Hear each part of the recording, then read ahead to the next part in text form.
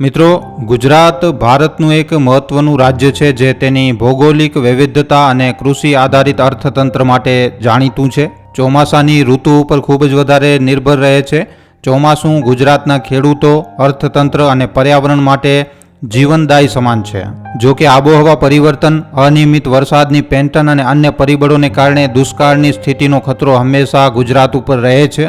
2025ના ચોમાસામાં ગુજરાતના કયા કયા વિસ્તારોમાં દુષ્કાળની સંભાવના છે, તેની અસરો શું હોઈ શકે છે, તેની વિગતવાર ચર્ચા આજના આ વિડીયોમાં આપણે કરવાની છે. જો મિત્રો, આપણા ગુજરાતની અર્થવ્યવસ્થા મોટા ભાગે કૃષિ આધારિત છે અને ચોમાસું આ રાજ્યના ખેડૂતો માટે આશીર્વાદ સમાન છે. આપણા ગુજરાતના મોટા ભાગના વિસ્તારોમાં ખેતી વરસાદ ઉપર નિર્ભર રહે છે. ચોમાસાની અનિયમિતતા અથવા અપૂરતો વરસાદ દુષ્કાળની સ્થિતિને જન્મ આપી શકે છે. 2025ના ચોમાસા વિશે હવામાન વિભાગ અને ખાનગી એજન્સીઓએ જેમ કે સ્કાયમેટ દ્વારા આગાહી કરવામાં આવેલ છે કે ગુજરાતમાં સામાન્યથી સારો વરસાદ થવાની શક્યતા 40% છે, જ્યારે દુષ્કાળની સંભાવના માત્ર 5% રહેલી છે. જો કે આ આગાહીઓ હંમેશા મિત્રો સચોટ નથી હોતી અને ચોમાસાની પ્રગતિ અટકી જવી કે અનિયમિત વરસાદની સ્થિતિ દુષ્કાળનું જોખમ વધારી શકે છે. ગુજરાતના વિવિધ વિસ્તારો જેમ કે કચ્છ, સૌરાષ્ટ્ર, ઉત્તર ગુજરાત અને દક્ષિણ ગુજરાતના દરિયાકાંઠાના વિસ્તારોમાં વરસાદની પેટર્ન અલગ અલગ હોય છે. તો આ વિડીયોમાં મિત્રો આપણે ચોમાસાની આગાહીઓ, દુષ્કાળના સંભવિત વિસ્તારો અને તેની અસરો વિશે ખૂબ જ વિસ્તારપૂર્વક વાત કરવાની છે. આના સિવાય સરકારી પગલાઓની પણ આપણે આ વિડીયોમાં ચર્ચા કરવાની છે. માટે વિડીયોને છેલ્લે સુધી જોવા તેમજ લાઇક અને શેર કરવા ખાસ વિનંતી. તો ચાલો આજનો આ મહત્વપૂર્ણ વિડીયો શરૂ કરીએ. તો મિત્રો, અહીંયા આપણે સૌથી પહેલાં તો ચોમાસાની શરૂઆત અને પ્રગતિ વિશે વાત કરીએ. ભારતીય હવામાન વિભાગ IMD અનુસાર 2025નું ચોમાસું સામાન્ય તારીખ કરતાં વહેલું શરૂ થશે. કેરળમાં જેમ કે 24 મેની આસપાસ જ ચોમાસું શરૂ થઈ ગયું અને આપણા ગુજરાતમાં તેની શરૂઆત જૂનના મધ્યમાં થવાની સંભાવના છે. જો કે ચોમાસાની પ્રગતિ અટકી જવાની શક્યતા પણ વ્યક્ત કરવામાં આવી હતી અને જેમ કે આપણે જાણ્યું કે મહારાષ્ટ્રના એરિયાઓમાં ચોમાસું અટકી ગયું, જેના કારણે કેટલાક વિસ્તારોમાં વરસાદનું પ્રમાણ પણ ઓછું રહી શકે છે. અંબાલાલ પટેલ જેવા હવામાન નિષ્ણાંતોની આગાહી મુજબ દક્ષિણ ગુજરાતમાં 14-15 જૂન પછી વરસાદની શરૂઆત થશે, પરંતુ ઉત્તર ગુજરાત અને કચ્છ જેવા વિસ્તારોમાં ચોમાસું મોડું પહોંચવાની શક્યતાઓ દેખાઈ રહી છે. વરસાદની આ અનિશ્ચિતતા મિત્રો દુષ્કાળની સ્થિતિને વધારી શકે છે, ખાસ કરીને એવા વિસ્તારોમાં જ્યાં વરસાદનું પ્રમાણ ઓછું હોય. સ્કાયમેટના અનુમાન મુજબ ગુજરાતમાં ઓગસ્ટ અને સપ્ટેમ્બર મહિનામાં સૌથી વધુ વરસાદ થવાની સંભાવનાઓ રહેલી છે, ખાસ કરીને દક્ષિણ ગુજરાત અને દક્ષિણ પૂર્વ સૌરાષ્ટ્રમાં. જો કે ઉત્તર ગુજરાત અને કચ્છ જેવા વિસ્તારોમાં વરસાદનું પ્રમાણ સામાન્ય કરતાં ઓછું રહેવાની શક્યતા દેખાઈ રહી છે, જે દુષ્કાળનું જોખમ વધારે છે. મિત્રો, હવે આપણે દુષ્કાળની સંભવિત સ્થિતિ અને પ્રભાવિત વિસ્તારોની વાત કરીએ તો મિત્રો, 2024ના ઉનાળામાં ગુજરાતના કેટલાક જિલ્લાઓમાં દુષ્કાળ જેવી સ્થિતિનો સામનો કરવો પડ્યો હતો અને 2025માં પણ આવી સ્થિતિની શક્યતા રહેલી છે. ગુજરાતના ઘણા એવા વિસ્તારોની આપણે ચર્ચા કરશું જ્યાં દુષ્કાળની સંભાવના વધુ રહેશે 2025માં. સૌથી પહેલા તો મિત્રો આપણે અહીંયા કચ્છની વાત કરીએ તો કચ્છ ગુજરાતનો સૌથી મોટો જિલ્લો છે, પરંતુ તેની વસ્તી ગીચતા ઘણી ઓછી છે. કચ્છનો જે વિસ્તાર છે એ અર્ધશુષ્ક આબોહવા ધરાવે છે અને વરસાદનું પ્રમાણ અન્ય વિસ્તારોની તુલનામાં કચ્છમાં ઓછું હોય છે. 2025ના ચોમાસામાં કચ્છમાં વરસાદનું પ્રમાણ સામાન્યથી ઓછું રહેવાની આગાહી છે, જેના કારણે દુષ્કાળની સ્થિતિ ઊભી થઈ શકે છે. ખાસ કરીને કચ્છના જે વિસ્તારો છે જેમ કે ભચાઉ છે, રાપર છે અને માંડવી જેવા જે તાલુકાઓ છે,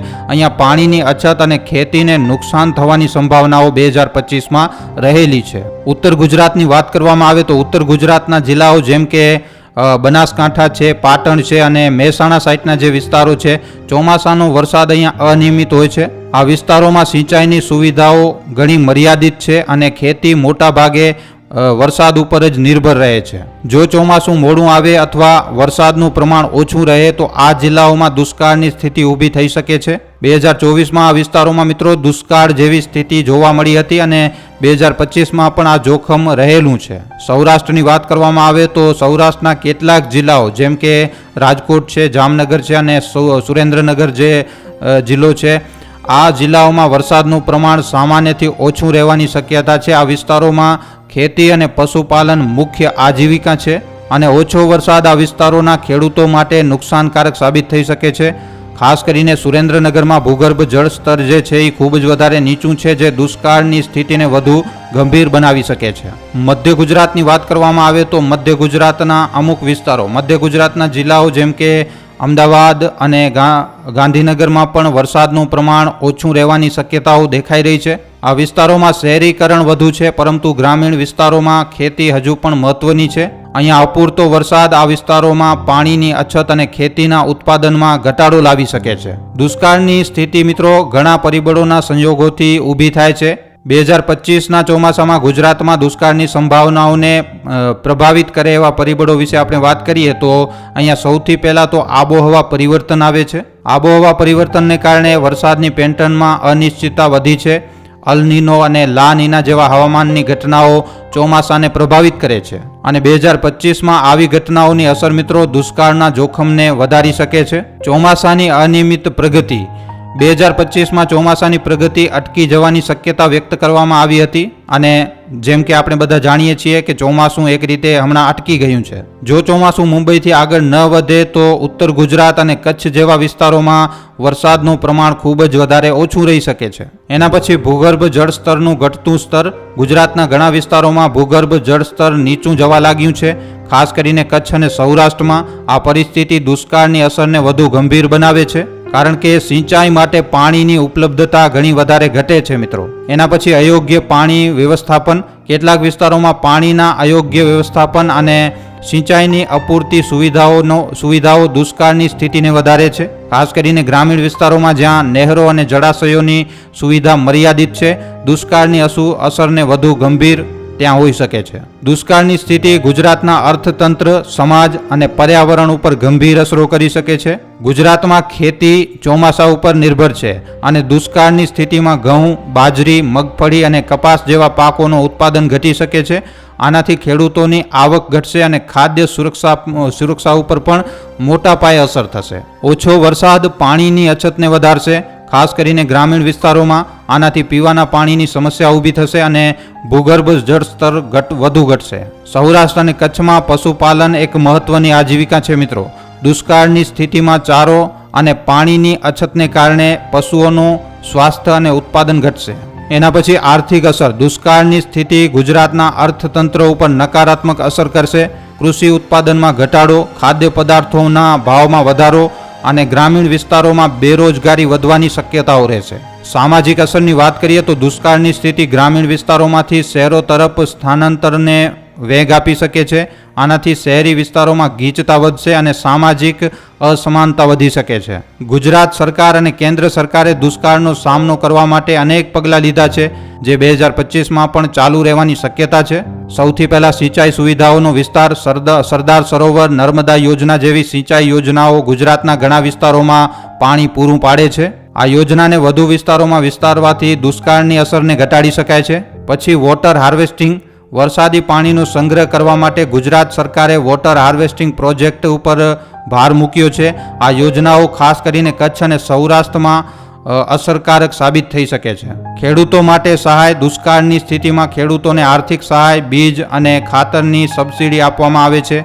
આ ઉપરાંત ફસલ વીમા યોજનાઓ ખેડૂતોને નુકસાનથી બચાવે છે. એના પછી હવામાન આગાહી અને જાગૃતિ, હવામાન વિભાગની આગાહીઓ ખેડૂતો સુધી પહોંચાડવા માટે મોબાઈલ એપ્સ અને SMS એલર્ટનો ઉપયોગ કરવામાં આવે છે. આનાથી ખેડૂતોને વાવણી અને પાણીના વ્યવસ્થાપન માટે યોગ્ય નિર્ણયો લેવામાં મદદ મળે છે. છેલ્લે મિત્રો આપણે વાત કરીએ તો 2025ના ચોમાસામાં ગુજરાતના કેટલાક વિસ્તારો, ખાસ કરીને કચ્છ છે, ઉત્તર ગુજરાત અને સૌરાષ્ટ્રના કેટલાક જિલ્લાઓમાં દુષ્કાળની સંભાવના રહેલી છે. આબોહવા પરિવર્તન, ચોમાસાની અનિયમિત પ્રગતિ અને ભૂગર્ભ જળ સ્તરનો ઘટાડો આ સ્થિતિને વધુ ગંભીર બનાવી શકે છે.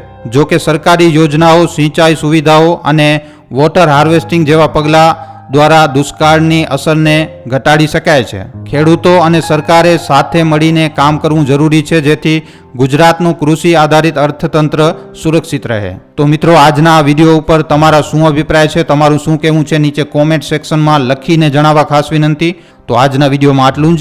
હવે આપણે મળશું ફરીવાર એક આવા જ નવા જાણકારીસભર વિડીયો સાથે. ધન્યવાદ.